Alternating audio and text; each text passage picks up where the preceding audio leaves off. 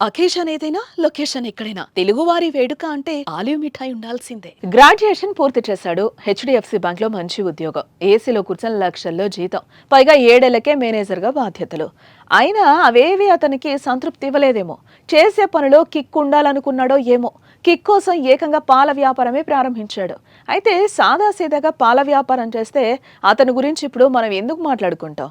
మరి ఇంతకు ఆయన పాల వ్యాపారంలో ఏం సాధించాడు? సోషల్ మీడియాలో ఎందుకింత ఫేమస్ అయ్యాడో ఇప్పుడు చూద్దాం.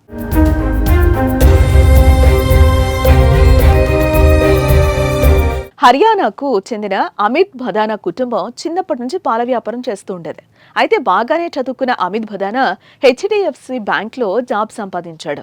అలా బ్యాంక్లో పనిచేసిన 7 ఏళ్లకే మేనేజర్గా బాధ్యతలు కూడా సాధించాడు. ఇంకే ఉంది, మేనేజర్ అంటే జీతం లక్షల్లో ఉంటుంది కదా. అతను ఏం చెప్తే అదే బ్యాంక్లో నడుస్తుంది. కానీ ఆ జాబ్ అతనికి నచ్చలేదట.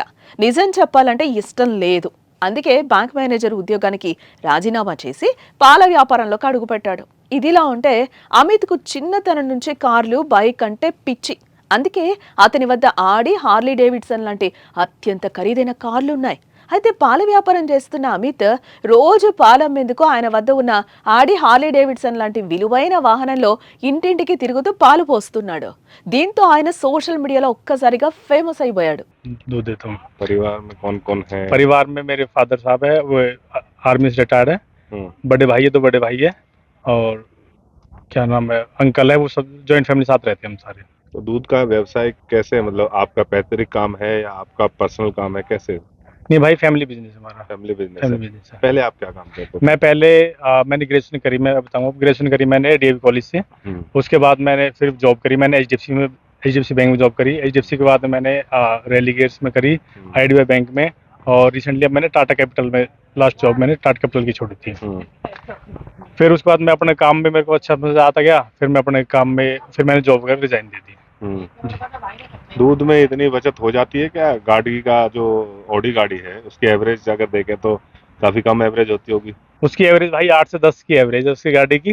पर ये कि देखो, मैं यदि चलो दूध ना बांट के वैसे गाड़ी चलाता, वैसे घूमता, तो जब भी पेट्रोल वगैरह तब भी खर्च होता। अब क्या है, मेरा पैशन भी फॉलो हो रहा है और मैं अपना प्रोफेशन भी चल रहा, तो दोनों चीज इस चीज में चल रहे हैं।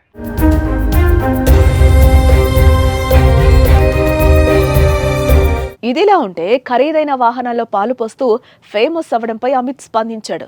లక్షల్లో జీతం వదులుకొని ఇలా పాలు అమ్ముకోవడం తనకు బాధేం లేదని, తనకు నచ్చి వ్యాపారం చేసుకోవడం సంతోషాన్ని ఇచ్చిందన్నారు.